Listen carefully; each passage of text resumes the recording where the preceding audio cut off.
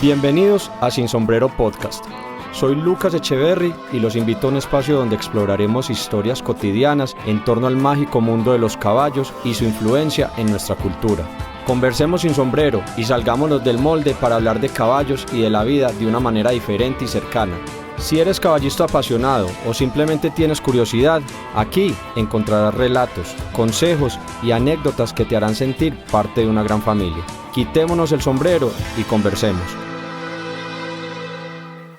Hola amigos de Sin Sombrero Podcast, estamos acá en nuestro último episodio del año. Estamos muy contentos de llegar a este momento de nuestro programa. Queremos contarles un poquito cómo en qué vamos, cómo va nuestro programa.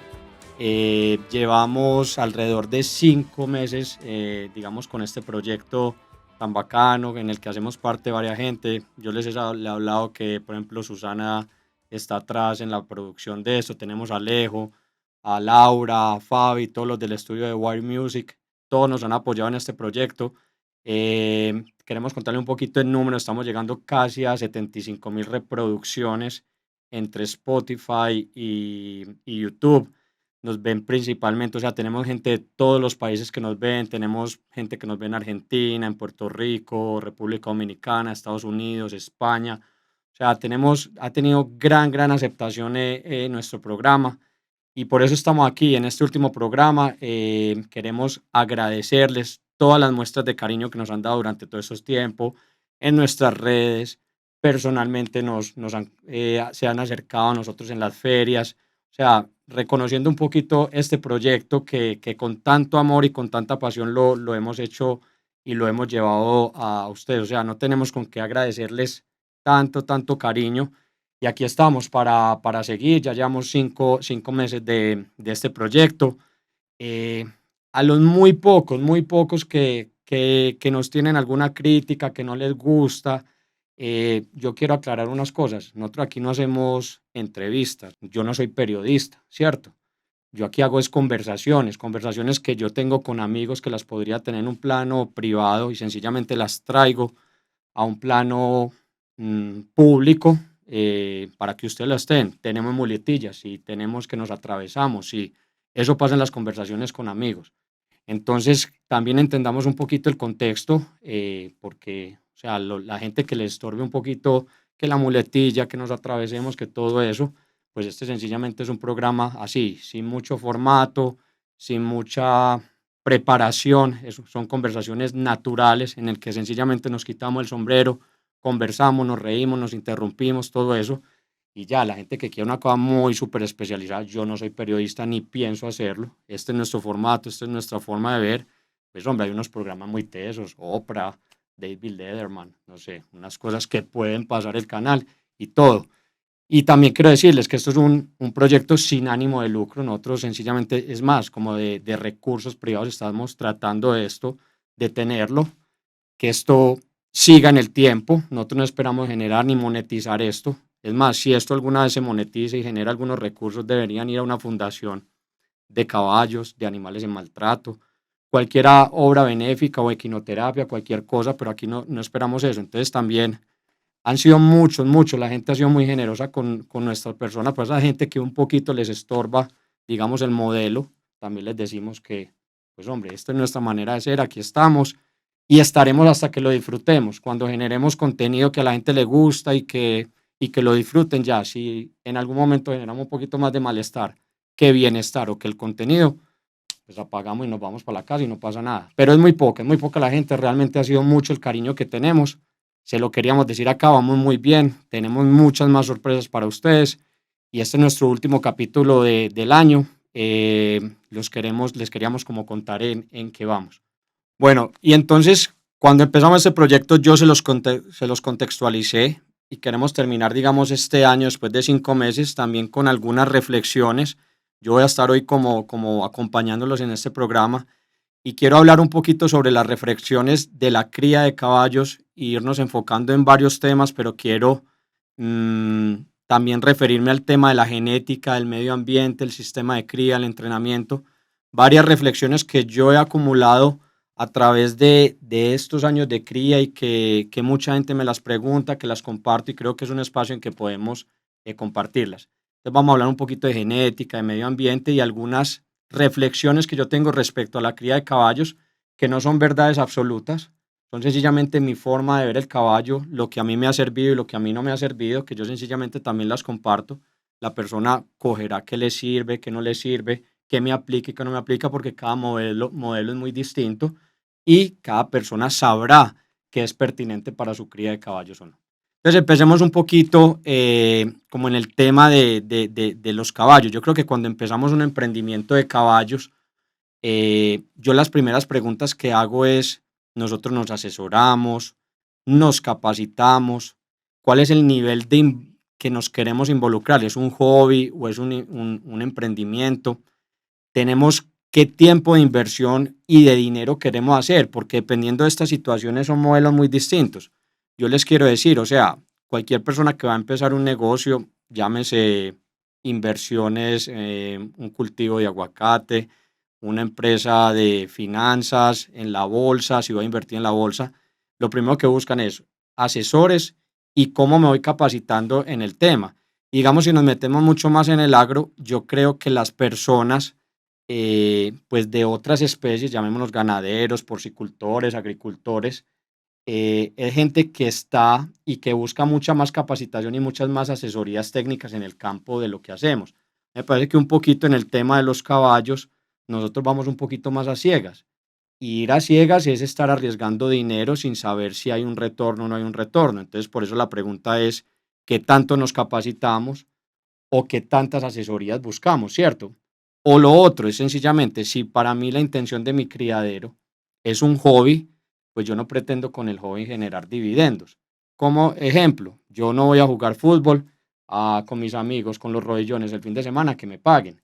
O no voy a pescar esperando que me paguen. Lo mismo es el caballo. Entonces, si para mí es un hobby, sencillamente no le metamos unas expectativas económicas muy fuertes, porque sencillamente lo que vamos a obtener es unas frustraciones. Si yo ya empiezo a entrar en un emprendimiento, pues sencillamente el nivel de inversión es distinto, no solo económico, en temas de tiempo, de capacitación, de personal, ¿cierto?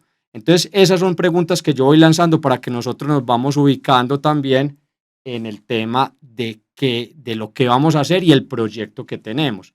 Entonces, ahí vengo y voy lanzando otras preguntas y es, nosotros estamos preparados para ser criadores de caballos.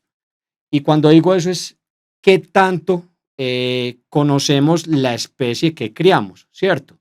O sea, ¿qué tanto conocemos del caballo, de sus hábitos, de su nutrición, de sus hábitos, de sus costumbres? ¿Qué tanto conocemos de eso y qué tanto estamos preparados? Y yo aquí lo que quiero es ir un poquito dando una exposición de la especie que nosotros estamos criando. Y quiero ir contando un poquito a grosso modo, porque el tiempo digamos que es corto, pero ir teniendo ciertos tips y ciertas situaciones de qué especie estamos criando. Entonces, primero que todo, sepamos que nosotros estamos trabajando con un herbívoro, o sea, los caballos son herbívoros y ese es el tipo de animales que vamos a criar, porque nosotros muchas veces tendemos, nosotros en el caballo sencillamente lo sacamos de su medio, de su hábitat natural, que son unos herbívoros que caminaban, gregarios, todo eso, y los metimos, digamos, en un sistema más artificial, que son, digamos, las pesebreras, una nutrición distinta, y empezamos a modificar sistemas, pero tenemos que entender que la base digamos, de la alimentación del caballo es los herbívoros. Muchas veces a uno siempre le dicen, cada que hay un caballo flaco, la primera pregunta es qué suplemento le doy, qué inyección le pongo, qué vitamina le pongo o qué concentrado le doy. Y sencillamente descuidamos la base principal de la nutrición del caballo, que es, digamos, que es un herbívoro. ¿Cómo está la nutrición? Yo raramente he visto caballos flacos que tengan un pasto de buena calidad, de buena en abundancia y bien manejado, ¿cierto? Entonces ahí tenemos que ir viendo qué tipo de animales estamos criando. O sea, son animales gregarios, que el sistema de cría debe ser en libertad, que son herbívoros, ¿cierto? Entonces ahí vamos llegando como a esas situaciones y también alguna pregunta, porque aquí nos vamos a ir metiendo un poquito en el tema de la genética. Y nosotros tendemos a ponerle todas las fichas a la genética y es pensar que yo compro un embrión costoso, compro un salto costoso, compro una yegua costosa y hasta ahí llego a nuestro trabajo. O tendemos a pensar que la genética es el 100%, digamos, del producto resultante en cierto animal. Y no, digamos que el fenotipo, lo que nosotros expresamos, sencillamente somos la suma de los genes más un entorno, que ese entorno sencillamente es un medio ambiente. ¿Y qué nos va a dar eso? La expresión de un fenotipo. ¿Cómo podemos hacer? Sencillamente les hago aquí esta reflexión y cómo podemos ser competitivos y cuál ha sido, digamos, nuestra forma o mi forma de ser competitivo. Digamos que yo inicialmente no conté con unos capitales muy grandes en temas genéticos, ni podía acceder a la genética superior de este país, porque obviamente una cuestión más costosa. Pero yo sí sabía que yo podía generar un entorno superior que le diera la posibilidad a esos genes de expresar su máximo potencial genético. O sea, nosotros tenemos los genes que son una cuota inicial y depende a cómo los manejemos, cómo los alimentemos, cómo es nuestro sistema de cría, que debe ser en libertad, cómo lo entrenemos, a qué persona se lo entregamos cuando lo vamos a adiestrar. Dependiendo de todos esos factores, nosotros vamos a tener la expresión final de ese fenotipo. O sea, en nuestra parte está nuestra responsabilidad. Nosotros tenemos una cuota inicial, pero nuestra responsabilidad como criadores es favorecer o no favorecer la expresión de esos genes. En nuestras manos está esa situación. Entonces yo creo que es una cosa que tenemos que tener nosotros muy, muy en cuenta. Y a la hora de este medio ambiente, nosotros tenemos que tener en cuenta, hombre, que nosotros qué tipo de animal creamos. Nosotros no creamos los cerdos para engorde, nosotros no creamos unas vacas para producción de leche, nosotros no criamos unas ovejas para producción de lana. Nuestro animal, ¿qué criamos nosotros? Es un atleta. Y cuando nosotros partimos de la base de que estamos criando atletas, pues tenemos que partir de ese principio fundamental de que un atleta tiene que tener libertad, buena nutrición y buen sistema de entrenamiento. O sea, para mí no cabe en la cabeza que yo quiera ser criador de caballos y que yo tenga mis potros encerrados, estabulados. Y me van a decir, no, es que yo no tengo el espacio. Sencillamente, con todo el dolor del mundo, le digo, no críe caballos. Si usted, la forma y el sistema que tiene es tener un potro encerrado desde que nace hasta los 24 meses, que se empieza el entrenamiento, de ahí de partida está haciendo todo mal. ¿Por qué? Porque nosotros estamos criando atletas. Es como si yo un niño que quiere que sea un deportista de alto rendimiento, lo tengo encerrado en un apartamento y empieza su entrenamiento hasta a los 17 años. Obviamente no va a pasar nada con él, no va a ser un deportista de alto rendimiento. Ese niño tiene que empezar desde los 5 años a correr, a competir, a ejercitarse, a estresar sus músculos, a tener microlesiones, a todo eso, a tener un preentrenamiento antes de llegar a ese entrenamiento. Entonces, pongámonos en la cabeza que nosotros de entrada estamos creando atletas, nosotros no estamos creando animales de producción. Entonces, si de entrada yo estoy haciendo todo mal y no tengo un sistema de cría adecuado, pues sencillamente yo me replanteo y digo, hombre, yo no tengo el espacio para levantar los potros. ¿Qué hago? Voy a una persona que tenga ese sistema de cría, yo sencillamente compro animales de 24 meses, de 36 meses y ya los entro y modifico, digamos, ese sistema de entrenamiento. Entonces ahí entramos en qué? En que la base de estos atletas es la socialización, la base es la libertad y la base es la alimentación, que son herbívoros. Sencillamente nosotros muchas veces nos preocupamos mucho, como les decía ahorita, por los suplementos y ya hay un montón de estudios sencillamente en los requerimientos nutricionales de los animales. Y digamos que un potro, una yegua de cría, animales que no están muy retados energéticamente, lo único que necesitan es una buena fase forrajera. O sea, la alimentación es pasto verde abundante y en buena cantidad. Nosotros no vamos a suplir con el concentrado, con los suplementos multivitamínicos, no vamos a suplir eso. Su esencia, que son herbívoros. Y, ojo, es que el pasto hay que manejarlos y como son herbívoros, son cultivos y tenemos que hacerles bromatológicos y tenemos que hacer estudios de suelos para saber qué minerales y en qué momento nosotros tenemos que alimentar. También tenemos que, cada vez la tendencia es más a hacer unas nutriciones diferenciadas. ¿En qué me refiero a que son nutriciones diferenciadas? en que no podemos alimentar todos los animales de un criadero de la misma manera. ¿Por qué? Porque hay estadios y retos energéticos distintos. No es lo mismo una yegua que está parida, que se va a preñar, que está lactando un potro. Esa es una yegua que está totalmente retada energéticamente. Es una yegua que necesita suplementación, que necesita un acompañamiento distinto. A una yegua que puede estar preñada, pero ya está desteta, no está en entrenamiento, todo eso. Entonces también nosotros tenemos que ir en nuestros criaderos, ir haciendo unas nutriciones diferenciadas. Ahí es un punto en el que tenemos que ir poniendo énfasis. Y digamos que esto nos va llevando también al sistema de cría que nosotros queremos implementar. O sea, yo sé que básicamente tenemos tres sistemas de cría y uno es en libertad absoluta, otro digamos un semiestabulado y otro digamos que es un confinado. Ya les dije que el confinamiento para mí, digamos, por lo menos en potros, en levante y en estos sistemas de cría de los levantes, para mí están totalmente contraindicados. Yo sé que los animales que están compitiendo son animales que es difícil tenerlos estabulados en todo momento. No es fácil, no es fácil porque están en entrenamiento, porque están en unos centros donde están los montadores. Yo entiendo esa situación, pero digamos por lo menos ese levante, nosotros podemos hacerlo en libertad. Digamos que nosotros aplicamos dos métodos en libertad absoluta. Digamos, lo que miramos también esa libertad absoluta es una buena disponibilidad de pasto, absoluta disponibilidad de pasto, y suplementamos con los microminerales que el bromatológico o el estudio de suelo nos dicen que debemos suplementar. No es lo mismo un potro en el Magdalena Medio o un potro en el Oriente Antioqueño, son distintos los requerimientos, digamos de microminerales. Entonces ahí también es un sistema que lo podemos hacer y básicamente podemos suplementar esas, digamos, falencias que tienen el tipo de suelos. Y otra modalidad que también tenemos que funciona bastante bien es, digamos, el semiestabulado. Los animales pasan todo el día en el potrero, socializando, corriendo, lo que les decía, desarrollando todo ese sistema musculoesquelético para ser deportistas.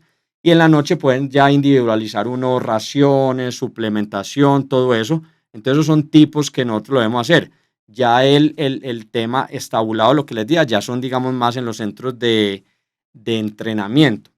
Bueno, digamos que vamos recorriendo, digamos, todos esos factores medioambientales. Estamos hablando de la alimentación, estamos hablando del sistema de cría y ahorita llegamos al tema del adiestramiento. Digamos que el adiestramiento también es muy importante en la expresión, digamos, de estos factores medioambientales para que ese potencial se exprese de una manera positiva o negativa. ¿Y el adiestramiento qué es? Digamos que es un poquito el chalán que se lo vas a entregar, la persona que te lo va a comenzar, después el chalán que te lo va a exhibir, si es que existen dos personas diferentes en ese proceso. Entonces ahí también es muy importante, pero nosotros también, digamos, en temas de libertad, hablando un poquito de eso, nosotros podemos buscar unos sitios en que los chalanes que nos van a manejar tengan por lo menos, digamos, unos potreros de descanso o unos corrales de descanso, que el animal pueda salir, pueda revolcarse, pueda estar un poquito mentalmente más relajado, porque también va a ser unos cambios de hábitos. Es como si vos venís viviendo en tu casa toda la vida y te mandan a la universidad. Sí, hay cambios, vivís en otra parte, o si estás viendo en la universidad, te cambian temas de alimentación, de restricción de movimiento, de socialización. Entonces también es como que esos cambios no sean muy bruscos y encontrar, digamos, que los adiestradores o los chalanes que nos reciben animales también vayan encontrando y ir sabiendo ellos que entre el caballo mentalmente mejor esté, más les va a rendir. Eso es muy claro, eso de mente sana, cuerpo sano. Ellos van a ver que unos caballos, si mentalmente están mejor, menos estresados, esos caballos van a rendir más fácil, son caballos que se van a conectar con ellos muy fácil. Si un caballo vos lo soltás en un potrero y tiene unas rutinas de descanso, digamos, en la semana, el chalán no tiene que montarse y cada que se monta es como a botarle ese brillo de pesebrera, sino que el caballo de una lo encuentra y lo conecta mucho más rápido, el caballo está mentalmente muy trabajado. Y ojo que aquí hay una diferenciación. La gente piensa, no, es que el caballo le damos libertad porque nos fuimos a caminar con él a la montaña 1 hora o 2 horas. El trabajo físico no es un trabajo de descanso, o sea, el caballo necesita libertad para que descanse, o sea, ese es un trabajo mental que el caballo necesita para estar mucho más conectado. Y ahí llegamos también como a la cuarta pata, digamos, del tema de bienestar. Y eso, o sea, estamos hablando de nutrición, sistema de cría, adiestramiento y bienestar. Y es todo esto que les digo. O sea, nosotros podemos también darle un poquito más de bienestar al caballo. Esas pesebreras de antes en que los caballos no se veían, que eran encerradas, que parecía como si fuéramos a tener unos leones o unas fieras, eso ya está mandado a recoger. Los caballos pueden estar, deben socializar. El caballo es un animal gregario que necesita su manada para estar como tranquilo, o sea, que se puedan ver, que se puedan oler. Todos estos sistemas que nosotros vamos adoptando, digamos, en los centros de entrenamiento de los chalanes, donde los espacios de libertad son reducidos, el solo hecho de que el caballo pueda relacionarse con otro al lado, se puedan rascar, puedan interactuar, todos esos son sistemas de bienestar que nosotros podemos tener, de tener una cama limpia, de tener unos espacios adecuados, unas pesebreras ojalá fueran de 4x4, pero bueno, todo eso son sistemas que nosotros podemos ir manejando, ir teniendo en cuenta a la hora de que todo esto que les relaté es como el trabajo nuestro como criadores.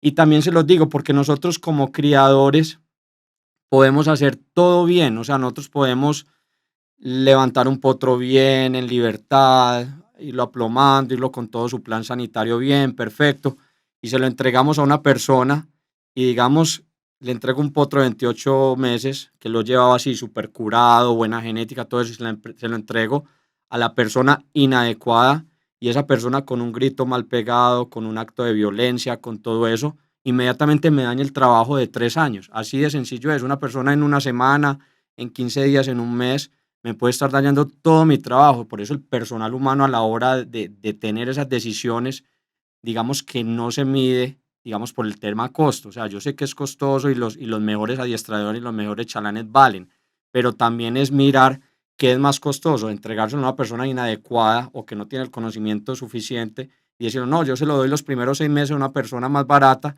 y esa persona no tiene el conocimiento, te daña absolutamente todo el trabajo. Entonces ahí es un tema que también tenemos que mirar e ir haciendo la tarea nosotros como criadores.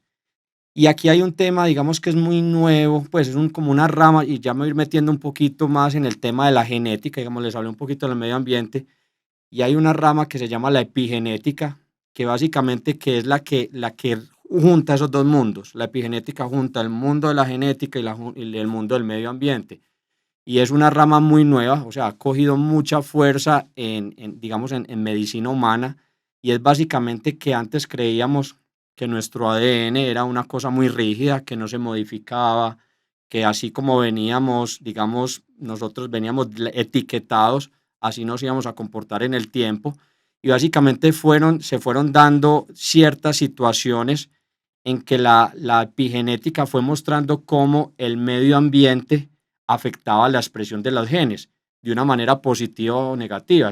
Aquí rememoramos lo que les decía, que uno como criador puede influenciar positivamente en que su genética se exprese todo su potencial o sencillamente con un mal manejo frustrar toda la expresión de esa genética. Y esto se empezó a ver en varios campos, digamos, de la biología, de la medicina humana, y les voy a dar varios ejemplos como para que ustedes sea mucho más fácil entenderlo. Y es, por ejemplo, decir, yo, digamos, genéticamente no vengo codificado para producir un cáncer de pulmón. O sea, digamos que no tengo esa información o de que en mi familia no ha habido cáncer de pulmón, todo eso. Y yo adquiero un hábito que sencillamente no viene en los genes, es un hábito de fumar constantemente.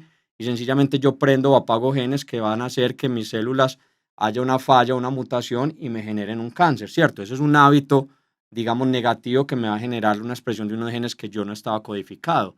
O les voy a poner un ejemplo, digamos, es un ejemplo, un hábito tomado, o les voy a poner un ejemplo en la nutrición. Digamos que en un panal de abejas, mmm, digamos, todas las abejas comparten el mismo código genético. Los zánganos, las obreras, la reina comparten el mismo código genético. Pero ¿qué hay? Sencillamente un factor diferencial en la nutrición. Solo la reina se alimenta de la jalea real, o sea, se produce un alimento diferencial para la reina que solo consume la jalea real y esa reina tiene 2 o 3 o 4 o hasta 5 veces el tamaño de sus otras. Entonces aquí vemos cómo un factor nutricional hace que se expresen de una manera distinta los genes. Ese es un ejemplo muy claro. Otro ejemplo muy claro que ha pasado en medicina humana, sencillamente es dos gemelos idénticos que nacen y son entregados en adopción y uno puede desarrollarse en un país desarrollado y en otro en un país, digamos, del tercer mundo, con unas deficiencias nutricionales, y uno puede medir, no sé, 1,90 y el otro puede medir 1,70. Entonces también son, compartiendo el mismo código genético, compartiendo los mismos genes, como la expresión de esos genes mediado por la nutrición hace que se afecten positivo o negativamente. Y ya nos vamos metiendo un poquito más en la cría de los caballos. Y es, por ejemplo, en el tema de los embriones. O sea, yo les quiero, también hay estudios, y es en los embriones. Muchas veces nosotros no ponemos mucho importancia en el primer tercio de gestación de las yeguas. Y digamos que en ese primer tercio de gestación de las yeguas se genera toda la organogénesis de ese embrión. Cuando hablo de la organogénesis, hablo del corazón, de los pulmones, de riñones, de hígado, todo ese paquete que como nosotros estamos criando atletas, es el paquete fundamental para un futuro atleta. Entonces muchas veces nosotros las yeguas en el primer tercio de gestación decimos no, o las tenemos descuidadas nutricionalmente, o uno entrega una receptora a un dueño porque a mí me toca y van y la tiran a aguantar hambre. Yo entrego receptoras y las ponen a aguantar hambre. Todas las falencias nutricionales que tengan esas yeguas en el primer tercio de gestación, casi que podemos estar frustrando el futuro atlético de esos animales. O sea, la epigenética eh, funciona de esa manera a partir de esos momentos. O sea, nosotros tenemos que estar muy encima. O también en el tema de los aplomos, o en el tema, digamos, yo voy a hablar en el tema de las alzadas. Si yo hago un cruzo que por X o Y motivo digo, hombre, este caballo me gusta mucho, pero sé que es un poquito deficiente en el tema de los aplomos, yo sé que yo como medio ambiente puedo hacer unas correcciones hasta los 6 meses para tratar de corregir eso. O si hice un cruce genético que creo que me puede salir un poquito la cría pequeña, también puedo darle una nutrición diferenciada para que ese animal tenga una tasa de crecimiento normal. Entonces, el mensaje es eso, nosotros como criadores tenemos que estar muy activos, tenemos que estar muy encima, tenemos que estar muy al pie de los animales para poderlo ver. ¿Por qué? Porque nosotros tendemos a creer que la heredabilidad, que ese es otro término que se utiliza en genética, y es que la heredabilidad es del 100%. Y no pasa así, porque aquí les voy a explicar y esto les va a reforzar un poquito el porqué de la epigenética. O sea, la heredabilidad es un término y es en cuánto se parecen en determinada característica los padres a los hijos. Y uno dice, hombre, yo soy el producto de mi padre y mi madre y digamos que heredé el 100% de ellos. Pues digamos lo que sí, y en el código genético sí estamos así. Pero ¿qué pasa? Que ya hay estudios de heredabilidad. Obviamente en el caballo criollo colombiano no tenemos estudios de heredabilidad, pero les voy a explicar cómo funciona y qué estudios de heredabilidad hay en otras razas para que ustedes más o menos se den cuenta que hay unas características más altamente heredables que otras. Entonces decimos que la heredabilidad se puede medir más o menos entre 0 a 100% o en una escala de 1 a 10. Y para que ustedes se den cuenta, las características más altamente heredables no pasan ninguna del 40 o del 50%. Y les voy a decir cuáles. Básicamente son las características de estructura, de conformación, de aplomos, de desempeño atlético. Todas esas características son altamente heredables y en la tabla de heredabilidad llegan a un 40 o un 50%. ¿Qué nos quiere decir eso? Que el otro 50% somos nosotros como criadores los que vamos a influir positiva o negativamente en la expresión del fenotipo de ese ejemplar. Y también les voy a decir, por ejemplo, dos condiciones que son bajamente heredables y son, digamos, el temperamento y la reproducción. Entonces, muchas veces nosotros decimos el temperamento, no, que esa línea de caballos es bravo y vienen bravos. O sea, yo sencillamente si tengo una línea difícil, yo sé que desde temprana edad yo puedo estar influyendo en temas de imprinting, en temas de manejo, en temas de un montón de situaciones para beneficiar, digamos, si tengo un 80% de medio ambiente en una de esas características, saber lo que lo puedo revertir y poder ir trabajando en esas situaciones. Entonces, tendemos a creer que los genes tienen más importancia que el medio ambiente. Y básicamente, como hemos visto por las estadísticas, por estos estudios de heredabilidad que les he mencionado, pues básicamente estamos en un 50-50. O sea, la responsabilidad de nosotros es sobre eso. Y ustedes dirán, uy, es más complejo, ojalá fuera más la genética. Y yo les digo que esa es la posibilidad de los pequeños criadores de competir con los grandes criadores. porque si solo se limitara a la genética, pues solo los títulos y solo los caballos buenos y todos los galardones, sencillamente se los llevarían los caballos que tienen acceso a la genética mucho más top. Solo los criaderos con mayor poder adquisitivo, con mayor número de animales, con todo eso se ganarían todo. Pero sencillamente yo como un criador, que puedo ser medio o pequeño, y me especializo y monto un know-how de cómo montar un sistema de cría súper eficiente, súper diferenciado en cada animal, digamos así funciona nuestro criadero. Nosotros nunca hemos querido crecer más de la cuenta. Nosotros podemos tener un criadero que sea individualizado, que cada animal le podamos ir sabiendo sus virtudes, sus falencias para trabajar ahí él como si fuera una pieza única, un modelo de criadero más o menos artesanal en el que podamos ayudar y a ese individuo a expresar todo eso. Entonces es la forma como nosotros lo podemos ser mucho más competitivos, teniendo un sistema de cría muy eficiente y muy bien, digamos, aceitado. Hay otra cosa, tampoco podemos transmitir lo que no es, ¿cierto? O sea, obviamente los genes son muy importantes y es nuestra cuota inicial y tampoco un caballo puede transmitir lo que es, por más de que yo tenga un sistema de cría super top y pues tengo unos genes totalmente deficientes y y un material genético que no tiene cómo producir un campeón, pues tampoco lo voy a lograr.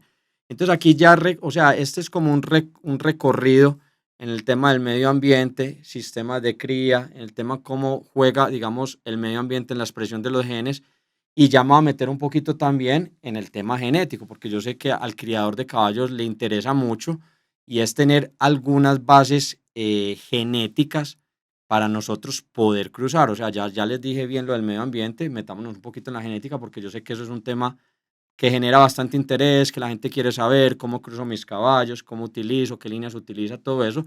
Yo aquí básicamente les voy a dar algunos, vamos a hacer algunas menciones o algunos tips sobre cómo lo podemos hacer. Y es básicamente cuando empezamos a hablar del caballo criollo colombiano, tenemos que saber que estamos trabajando con un caballo que es un híbrido. O sea, nosotros no somos una raza pura. Y eso no está mal, porque tampoco ni el caballo de polo argentino es puro, ni el caballo de carreras inglés es puro.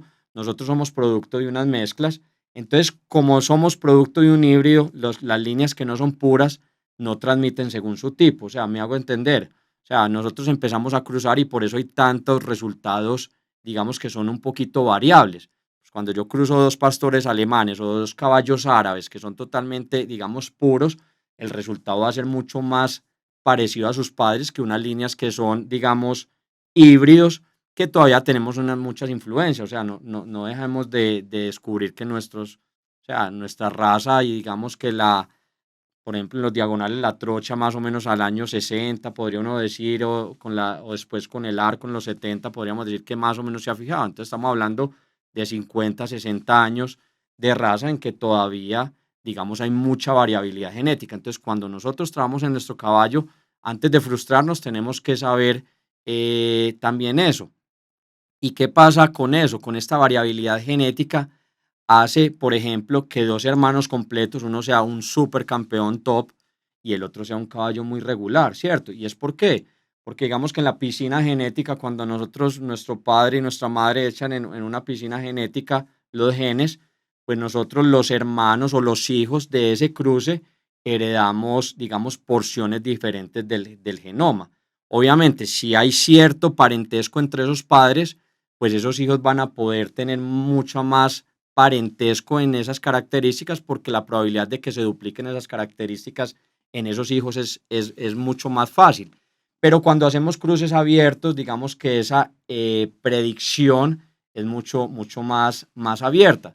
Es muy sencillo, es como si fuera una pizza y si hay porciones y un hermano hereda una porción, otro hermano hereda otra porción, nosotros vemos en los humanos también, son muy parecidos, no son parecidos, en los caballos vemos, o sea, hermanos completos que son uno de un color, puede ser zaino, el otro puede ser, no sé, naranjuelo, y esto pasa. Y antes de frustrarnos es entender que eso funciona y así son las razas. Y tampoco quiere decir, porque tendemos a decirlo, que es que en la finca tal hay un hermano completo del campeón. No, entendamos que ese hermano completo que no fue campeón, que no fue capaz de competir, que no tuvo todo eso, heredó una porción genética distinta a ese otro. y el poder de transmisión no va a ser igual al campeón. Hay que tener en cuenta que, por ejemplo, el tema deportivo también es un tema que es bastante heredable y tenemos que ir sabiendo que, que pueden saltar cosas positivas o negativas. O sea, el hermano del campeón no va a tener la misma producción que el campeón, con toda seguridad, y ya hay más que ejemplos demostrados. Entonces, a la hora de nosotros empezar y meternos un poquito más en el tema de la genética, nosotros tenemos que ir evaluando, digamos, el árbol genético de nuestros animales. Nosotros no podemos decir, ah, sí, estos son los dos que va a cruzar y ya. Nosotros mínimo deberíamos evaluar siquiera unas 4 o 6 generaciones atrás en el pedigrí. También hay mucha gente que se va ahí y dice, hombre, es que mi yegua tiene, no sé, 10 veces repetido al arco. Y digamos que esa yegua que tiene 10 veces repetido al arco, pues hombre, la influencia ya en una generación tan atrás es muy poquita. Pues imagínense, los caballos aportan padre y madre 50%, los abuelos el 25%, los bisabuelos el 12,5% y los tatarabuelos el 6 y pico, ¿cierto? Entonces estamos diciendo que ya 7, 8, 9 generaciones la influencia de esos animales es poquita. Pero también tenemos que saber en ese pedigrí ir ubicando esos animales que son superiores y que son sobresalientes para nosotros ir trabajando en base a ellos. Entonces, ¿cómo es el sistema de mejoramiento o cómo serían unas bases claves en el sistema de mejoramiento o cómo hacemos la selección genética? Primero, el fenotipo, la apariencia del individuo, o sea, lo veo, me gusta su conformación, cómo es. Si nosotros, por ejemplo, yo les voy a decir 4 pilares, digamos, del mejoramiento genético, que por lo menos es el que yo hago. Primero, el fenotipo, que me guste su conformación. Y ojo, que en el fenotipo tendemos a pensar que todo el fenotipo es alzada. No, nuestro caballo es un caballo que para el estándar, digamos, de las razas internacionales, es un caballo de media baja. Entonces no es solo la alzada, está bien cuidar la alzada y todo eso, pero son las proporciones. Nuestro caballo es un caballo de unas hechuras muy finas, de unos cabos delgaditos, de una piel delgada, de una oreja muy bonita, de una cara descarnada, de una anca redonda, de una inserción de cola más baja, ¿cierto? Entonces ir viendo todo eso, de unos pechos anchos, unos cuellos anchos, entonces ir teniendo todas esas características en el fenotipo que a mí me gusta. Después sigo, ¿qué? A sus ancestros, a mirar el pedigrí, claro. Me interesa saber de dónde viene, si está bien, si está mal, si tiene unos ancestros sobresalientes, si no son sobresalientes. Esa es una parte que tengo que mirar en el pedigrí. Después paso a mirar qué, y es sus descendientes. O sea, cuál es la progenie de esos animales, cómo me transmiten esos animales. Y digamos que hay dos cosas. Hay reproductores jóvenes que vienen muy bien reforzados genéticamente que todavía no puedes evaluar esa progenie. Digamos que ahí no la estás evaluando, pero por lo menos de entrada sabes que su pedigrí es sobresaliente. Cuando ese caballo ya logra producir campeones, esa ya sí es el sello de calidad final para decir, uy, este caballo ya sí es el que tengo que utilizar. Hay gente que no se arriesga con los potros. Nosotros, en mi caso personal y nosotros en el caso nuestro, siempre nos han gustado los potros, utilizarlos. Eso sí, desde que tengan un sello de calidad muy importante en el tema del pedigrí y más que todo en las líneas maternas, que ya en un momentico se los voy a comentar. Y lo otro, el cuarto punto sería la funcionalidad o sería el performance. Y básicamente es cómo me desempeño en pista. Mucha gente piensa, y lo que les dije, no, tengo un hermano completo, hijo del campeón en la casa. No, es que la verdad de los caballos está en la pista. ¿Por qué? Porque un caballo en una pista tiene que someterse a competir contra otros caballos, tiene que estar una hora, digamos, a máxima exigencia, tiene que demostrar lo que es. ¿Por qué? Porque estas son características que se heredan. El tema de la habilidad atlética lo heredamos en nuestros caballos. Entonces ahí tenemos que también tener un ítem de selección. O sea, yo tampoco puedo transmitir, si yo no fui un caballo bueno, pues no puedo transmitir una gran cantidad de campeones. Me van a decir, sí, el ejemplo de fulanito, peranito, sutanito. Esos son azares de la genética que pueden pasar. En la genética estamos trabajando con probabilidades. Aquí no hay ciencia, no es una ciencia exacta, no es matemáticas. Aquí sencillamente trabajamos con probabilidades. Y las probabilidades de que un caballo digamos, produzca campeones sin él serlo, son mucho más difíciles y más en el día de hoy. Entonces entramos al otro punto. Ya les dije cómo seleccionamos, digamos, cómo hacemos una selección genética. Fenotipo, pedigrí, descendencia y movimientos o performance, desarrollo atlético. También se los digo porque, o sea, para completar un poquito lo del performance, es que hay muchos caballos que son videos de Instagram y un caballo hacerle un video a un caballo bueno por 10 segundos, pues es muy fácil y todo el mundo, uy, wow. Pero, o sea, yo que me gano un caballo que me muestren en Instagram y que nunca lo haya visto en una pista. O sea, o no tiene el temperamento para competir, o no tiene la sanidad, o no tiene la capacidad atlética, o no tiene los movimientos. Entonces, por eso, la pista al criador de caballos le da muchísima información. Entonces, pasemos ya, digamos, al tipo de cruces, de cruces genéticos. Y nosotros básicamente ya cuando queremos cruzar, nosotros tenemos varias vías. Y básicamente son dos vías. Yo hago o un cruce consanguíneo o un cruce no consanguíneo. Y vamos a expresarlo un poquito aquí de una forma muy práctica. Consanguíneo, obviamente, ¿qué es un cruce consanguíneo? Es que tenemos algún tipo de parentesco. Y dentro de ese tipo de cruce consanguíneo, nosotros tenemos básicamente dos modalidades. Una que se llama el close breeding y otra que se llama el line breeding. Entonces, ¿qué es el close breeding? Es un cruce, como lo dice, close, cerrado, mucho más fuerte. Entonces, básicamente se utilizan, les voy a decir el rango de parentesco. Entonces, es un padres o hijos, madres o hijos, hermanos completos, hermanos medios o tío con sobrina. ¿Qué he utilizado hoy yo y qué más o menos se utiliza mucho en el caballo criollo colombiano? El tema de padres y hijos, muy poco, se ha realizado, pero muy poco. Es un cruce que yo personalmente jamás en la vida lo he hecho. El de hermanos medios tampoco lo he realizado. Se realiza también poco.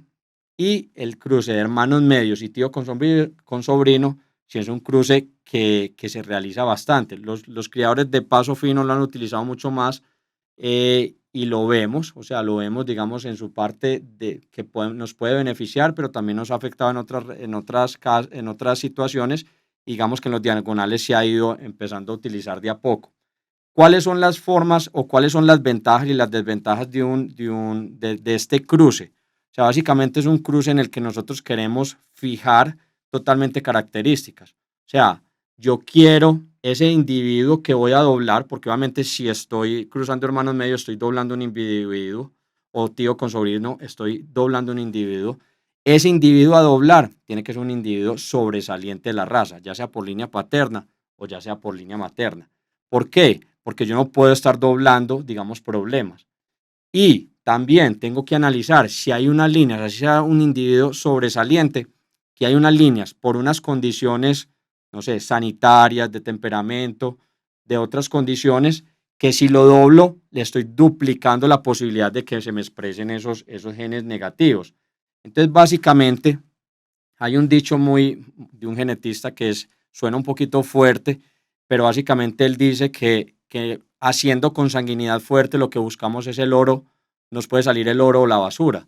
Y totalmente, o sea, buscamos el oro, es buscar un super ejemplar que sea consanguíneo, que sea dominante en esas características de ese animal que doblamos, pero también nos puede generar, digamos, esas cosas negativas. Yo, por ejemplo, y es más, él mismo recomienda, él dice que cuando uno está totalmente seguro de un cruce, que es consanguíneo, que es fuerte, uno debería realizar el cruce 4 veces para poder tratar de encontrar ese ejemplar sobresaliente, o sea, poder buscar ese oro, porque es la probabilidad lo que me puede generar ese individuo. Yo sé que es costoso, para hacer en embriones, digamos, el mismo cruce, el mismo individuo, pero él dice, cuando yo estoy totalmente seguro de un cruce consanguíneo, de sus ancestros, de todo eso, de ir a poderlo realizar 4 veces para tratar de encontrar ese ejemplar sobresaliente. Y si ese ejemplar sobresaliente sale, pues él se va a hacer un ejemplar muy importante para la raza, porque a su vez ser consanguíneo, él puede ir fijando muy fácil las características en su descendencia.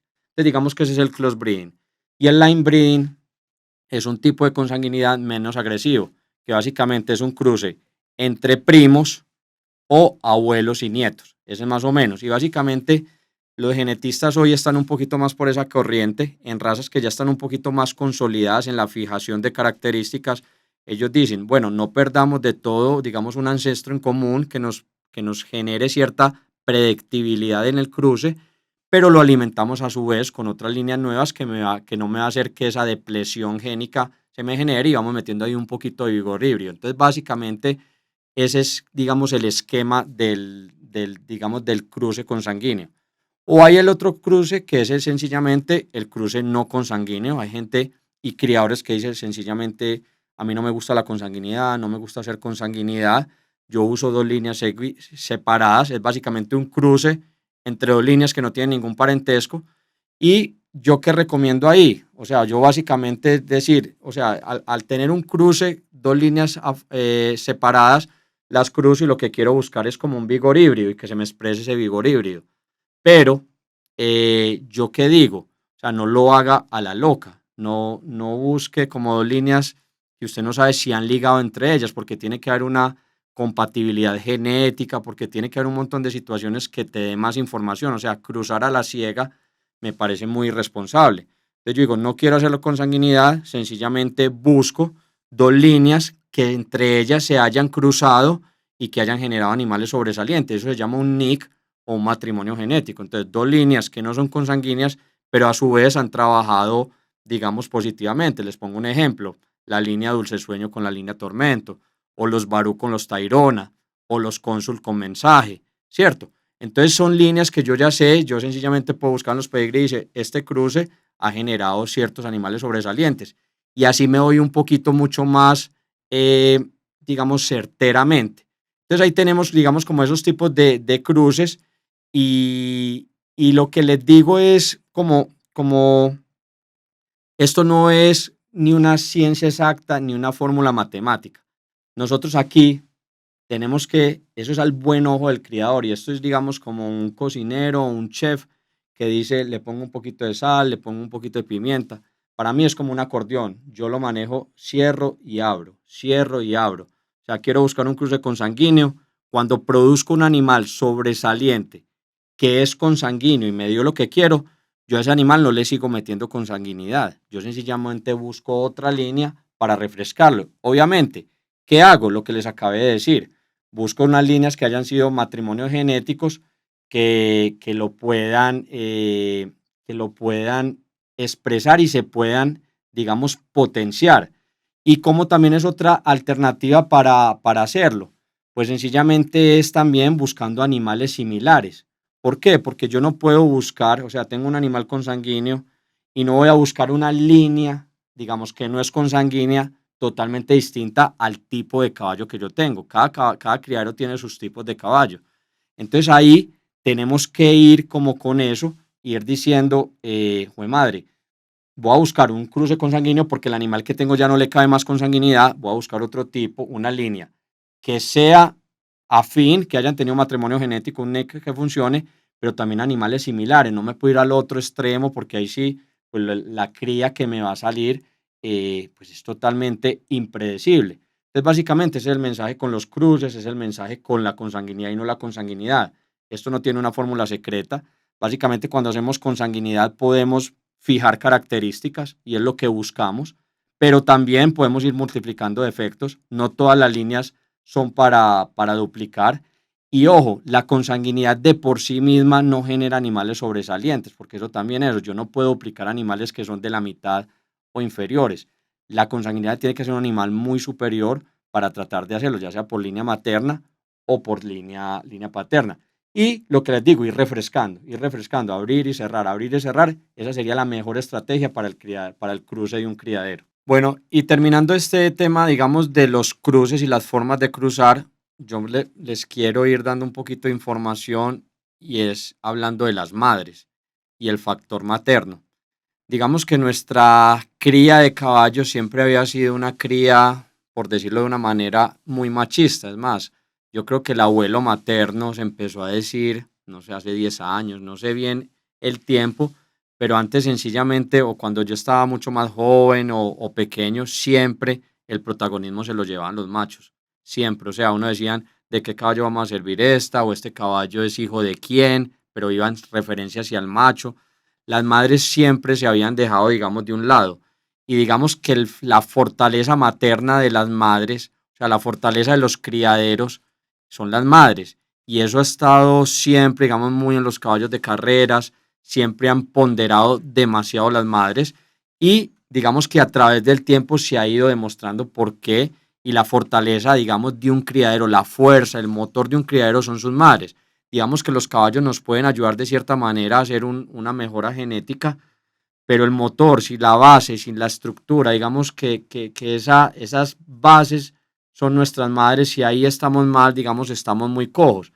Y vamos a ir viendo por qué. O sea, yo solo les voy a decir, de entrada, en el momento de la fertilización, entre los dos gametos, el masculino y el femenino, casi que la célula femenina, la que su citoplasma y todo eso es la que pone toda la estructura para poner a funcionar el nuevo individuo o ese embrión. Es más, el espermatozoide llega, deja su material genético, su información y listo. Pero la carcasa, todo ese metabolismo, todo eso es el gameto femenino. Ahí ya hay una diferencia. Desde el momento de la concepción hay una diferencia. Y es más, lo vemos en el tamaño de las células. Un espermatozoide, no sé, tendrá no sé, una décima parte del tamaño de un ovocito o de un óvulo. Entonces ahí vamos encontrando ya diferencias. Y ya después más adelante, a través de varios estudios que hicieron en universidades en Australia, en Estados Unidos y en Europa, fuimos encontrando cómo ese factor materno era tan importante y cómo fuimos encontrando evidencias biológicas del factor materno. Y empecemos con uno es el cromosoma X, cuando las madres, o sea, el que diferencia y la madre siempre aporta el cromosoma X, sabemos que las hembras son XX y los machos son XY, y se ubicaron, digamos que en el cromosoma hay ubicados varios genes, o sea, son genes que van a codificar proteínas y que esas proteínas van a tener cierta función. Y encontraron, digamos, varias cosas, o sea, ligado, por ejemplo, denominaron una cosa que se llamaba el factor X en las yeguas. Y el factor X básicamente era que estaba ligado al tamaño del corazón. Ojo, aquí volvemos a rememorar, nosotros criamos, somos atletas. Un caballo con un corazón más grande va a ser un caballo mucho más eficiente en temas atléticos. Entonces, en una universidad de Australia fueron encontrando que en el cromosoma X estaban alojados genes que codificaban para el tamaño de corazón.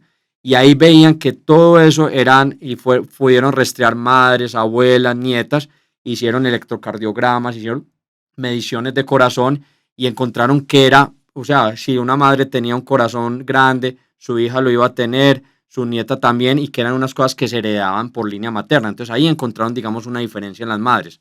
Otra característica que encontraron otros genes alojados en el cromosoma X era el metabolismo del ácido láctico. ¿Qué es el metabolismo del ácido láctico? Es la capacidad de nosotros, cuando hacemos ejercicio, se produce ácido láctico, de removerlo con más eficiencia o no. Y encontraron que esas yeguas superiores también tenían unos genes que codificaban para una mayor eficiencia en la remoción del ácido láctico. Entonces vamos encontrando situaciones, digamos, en el tema del tema atlético que estas madres van poniendo y van fijando ciertas características que las hacen que sean diferenciales. Y después llegamos y encontramos otra característica, ya no el cromosoma, sino el ADN mitocondrial. Y entonces todos sabemos desde la biología básica del colegio que la mitocondria era la fuente energética de la célula. Y obviamente, ¿qué necesitamos nosotros para hacer ejercicio? Energía y unas fuentes energéticas, digamos, sobresalientes. Y eso, digamos que eso se encontró que esas mitocondrias también, ese ADN mitocondrial era más pequeño que el del núcleo, pero mutaba menos y que se iba por madre, hija, nieta, bisnieta, por unas líneas maternas. Es más, esos rastreos de razas, nosotros hoy podemos hacer rastreos mitocondriales de razas para saber nuestros ancestros. Entonces encontramos tamaño de corazón, metabolismo del ácido láctico, el ADN mitocondrial, todas estas son características que iban por línea materna y todas relacionadas, digamos, con el desempeño atlético. Entonces no es casualidad que nosotros hemos visto unas madres muy influyentes en la raza, que las podemos identificar fácilmente, y que esas yeguas han sido capaces de producir un montón de descendientes sobresalientes. Entonces, incluso en los caballos de carreras hay un dicho que es como cuando una línea materna está caliente, produce campeones constantemente, así sea con un cruce defectuoso. ¿Qué se refiere a esto? Yo tengo la supermadre y le pongo un caballo, digamos, que no le favorece, un caballo de menor calidad, todo eso, y esas madres incluso eran capaces de producir animales de buena calidad o del promedio para arriba, incluso sin depender mucho del macho. Entonces, digamos que esa es la importancia de las hembras y el por qué, digamos, la hembra es tan importante y es la estructura, es el por qué nosotros debemos cuidar eso. Y aquí llega también un poquito, que yo lo puedo decir porque me lo preguntan constantemente, y esa, digamos, es la diferencia entre los clones versus los originales. Cuando yo hago un clon, digamos, el clon extraigo el material genético, digamos, del individuo que quiero clonar, pero en ese material genético no está el ADN mitocondrial. Y esas mitocondrias quedan esparcidas, digamos, del original, no se pueden extraer a ponerlo al clon que se va a hacer. Nosotros cogemos un ovocito, que generalmente son ovocitos de matadero, pues los laboratorios que hacen la clonación, y lo que hacen es extraer el material genético del animal, obviamente de matadero, y le meten el núcleo nuevo de esta, pero quedan sin el ADN mitocondrial. Entonces, digamos que una diferencia importante entre un clon y el original, básicamente puede ser también ese ADN mitocondrial, no va a ser el mismo, y ya vimos como por qué esta influencia de estas madres y por qué en el tema atlético pues van a ser, digamos, diferenciales. Digamos que en los clones pues se están produciendo mucho en Argentina, en polo, digamos, es una industria masiva, o sea, se están produciendo alrededor de 1.200 clones en Argentina anuales en 3 centros de clonación, y ellos han podido tener, digamos, clones que ya juegan con ciertos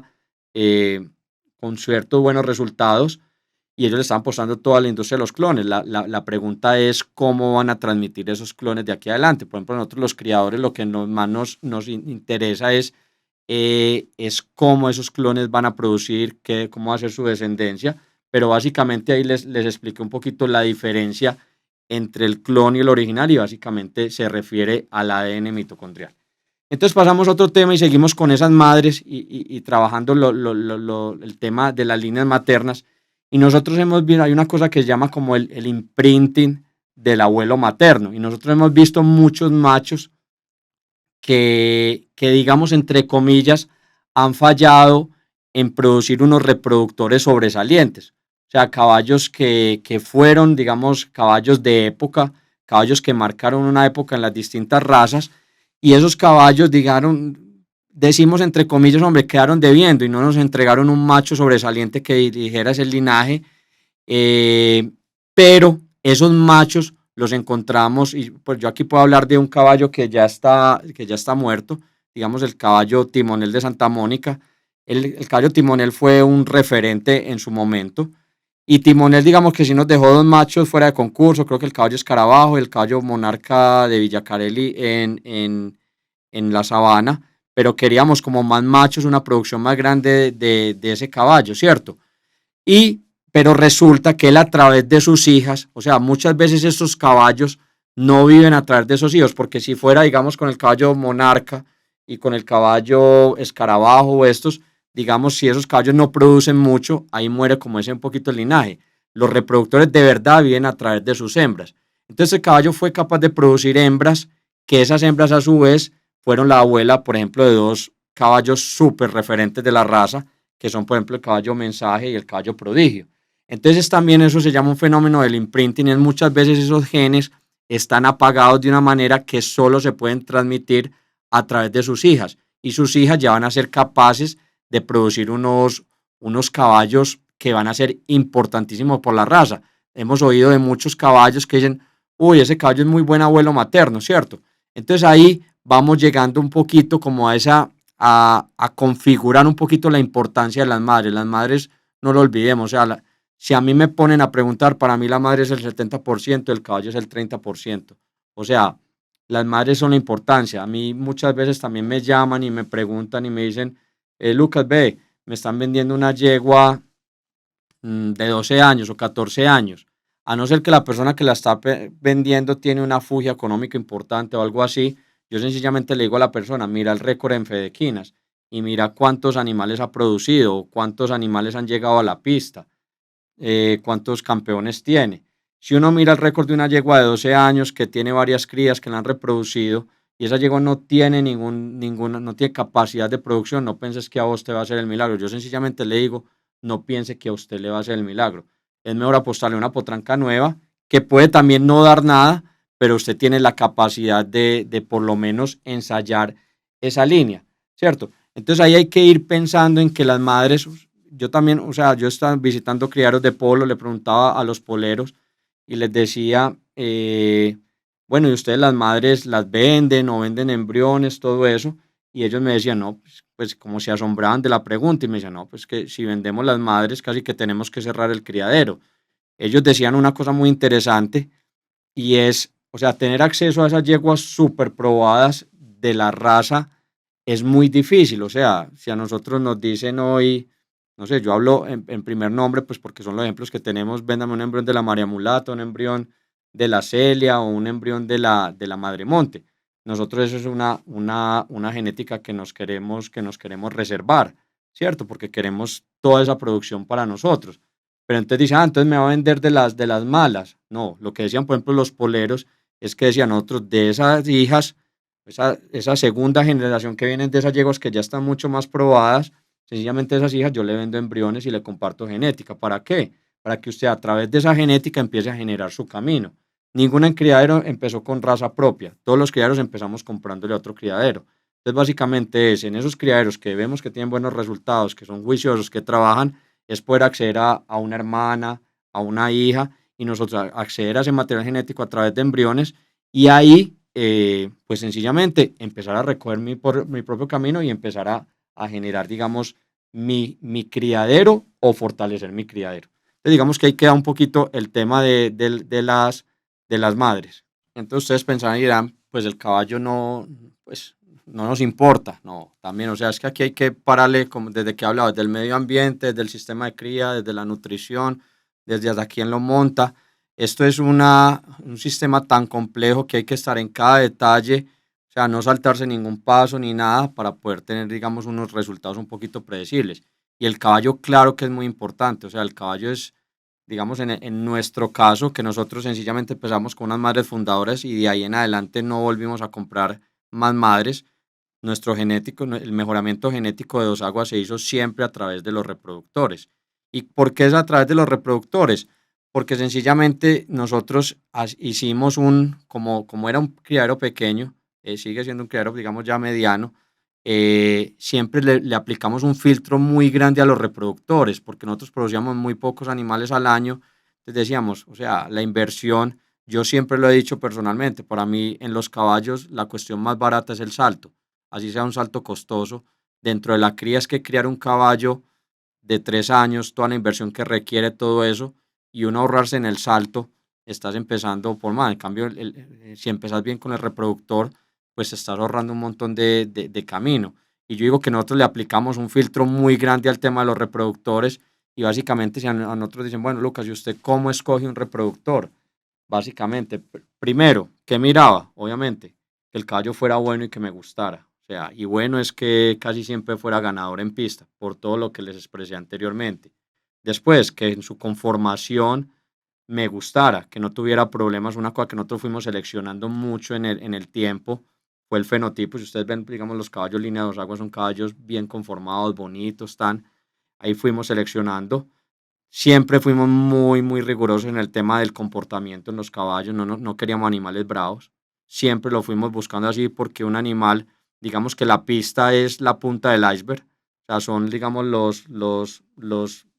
las reinas de belleza es una exhibición, pero de ahí para abajo hay una pirámide muy grande que el caballo si no sirve para la pista tiene que ser manso, tiene que ser noble y que pueda tener otros usos, de cabalgata, de paseo, de otras situaciones, un chambonato, cualquier cosa así. Entonces siempre fue una cosa. Lo otro que seleccionamos fue por sanidad. O sea, miramos muy bien el árbol genealógico y siempre para nosotros fue muy importante el tema de la sanidad. ¿Por qué?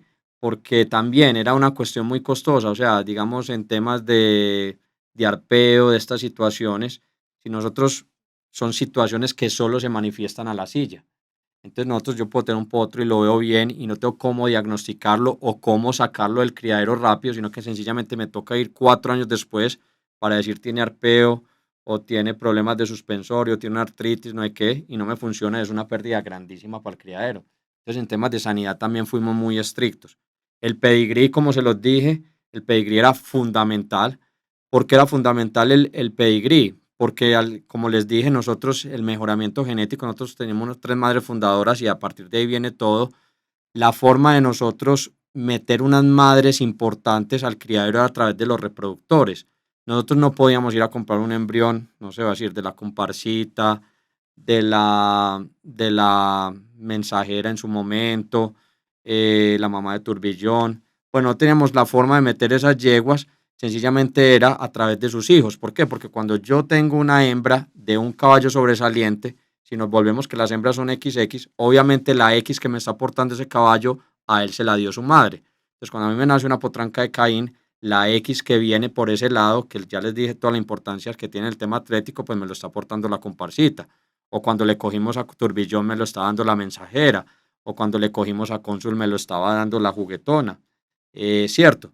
Entonces, todas esas situaciones, ese fue el mejoramiento genético a través del cual nosotros hicimos nuestras yeguas. Nosotros no teníamos acceso a esos embriones, obviamente no teníamos la capacidad adquisitiva, pero teníamos la posibilidad de cogerle a esos caballos y meter esas madres en nuestro criadero. Entonces, es una cosa muy importante. Es más, nosotros siempre nos gustaron mucho los potros y nosotros en nuestro criadero, digamos, de las crías mayores de Caín están en nuestro criadero, el caballo exclusivo, el caballo cuento. Bueno, fueron caballos muy de las primeras crías de Turbillón. Nosotros siempre, de los primeros crías de Rey de Reyes, el caballo Bosque es también de las crías mayores, la yegua Madremonte es de las crías mayores de Tifón. Entonces siempre le creímos mucho a los potros desde que tuvieran ese respaldo materno. Cuando tenían ese respaldo materno, nosotros íbamos tranquilos, no teníamos que esperar, digamos, a los 4, 5, 6 años, lo que se convirtieron en esos caballos hoy en día, ya unos super reproductores, pero nosotros pensamos que ese era el alentamiento genético. El hijo de un padre superior o de una madre superior, nosotros siempre pensamos que ese es el mejoramiento genético, que los hijos van a ser mejores a los padres. Y pensamos que el criador de caballos de criollo colombiano es un criador que tiene muy buen ojo, que es inteligente, y entonces creemos en eso. Entonces siempre creímos mucho en los potros. Eso sí, que cumplieran con todo esto que les dije anteriormente. Y nosotros nunca, o sea, como premisa, nunca le íbamos a coger a un caballo que su madre fuera de inferior calidad a nuestra madre que nosotros le estamos poniendo. No tenía sentido yo meter una madre inferior cuando el semen yo lo estoy escogiendo. Una cosa es con las yeguas que me toca trabajar. Entonces ahí es importante. Y ya pasamos a otra parte y digamos esa la prepotencia del reproductor. Y es porque ha habido también muchos reproductores que, que han fallado en la reproducción. Y usted mira, hay reproductores que tienen buen respaldo genético. Yo creo que el caballo que va, muchos de esos caballos que han fallado en la reproducción, muchos de esos caballos pueden tener, digamos, fallas en el soporte genético, vía materna o vía paterna. Usted me puede decir, sí, hay tal caballo que dio mucho y no tiene buen pedigrí. Entonces ahí pasamos a otro escenario. Digamos, el caballo que es capaz, que depende solo de su pedigrí, de sus líneas maternas, de todo eso, pues es un caballo que va reforzado. Pero hay otro tipo de caballos que sí lo produjeron sin tener ese respaldo. Y ese tipo de caballos son unos caballos prepotentes. ¿Y cómo mide uno, digamos, la prepotencia de un reproductor? Es más, ese tipo de caballos que son, digamos, hijos de unos caballos regulares, y usted casi que no se acuerda de los padres del caballo, sino que a partir de ese caballo se generó, digamos, una era. Dijo, ah, sí, este caballo es hijo de tales, pero los tales no son importantes, sino él, y él empieza a generar, digamos, una era. Digamos que ese caballo no depende tanto del pedigrí, sino depende de su prepotencia, de sus cromosomas somáticos. Como para no hacerlo muy complicado, es que él no depende tanto del pedigrí, sino que en sus otros cromosomas, digamos los autosómicos, tiene una fuerza que él es capaz de imprimir, digamos, sus características. Obviamente, si ese animal es sobresaliente, es capaz de imprimir sus características a su descendencia, independiente, digamos, de ese respaldo materno. Esa prueba de fuego, digamos, cuando usted me dicen, hombre, ¿cómo sabemos si un caballo es prepotente o no es prepotente? Cuando un caballo nos da una cría muy buena, con una yegua extraordinaria, queda un poquito el interrogante y usted no sabe cuál fue de los dos que trabajó realmente. O sea, a usted ahí le queda la duda si fue el caballo o si fue la yegua. Cuando un caballo a usted le da un macho, ojo, cuando estamos hablando de un macho, un caballo le da un macho bueno con una yegua regular, usted sabe que ahí no están dependiendo para nada del cromosoma X ni de las habilidades atléticas ni nada, sino que imprime su potencia y su prepotencia autosómica en esa cría. Entonces esa es una prueba de fuego para un macho para un caballo dar machos buenos con yeguas regulares. Usted hay más o menos, o sea, hay información que usted puede ir recogiendo y le puede ir diciendo: este caballo es prepotente, esto no es prepotente, sus crías se parecen a él o no se parecen a él. Entonces, digamos que hay un panorama de cómo podemos ir, digamos, moviéndonos un poquito en el tema de los reproductores.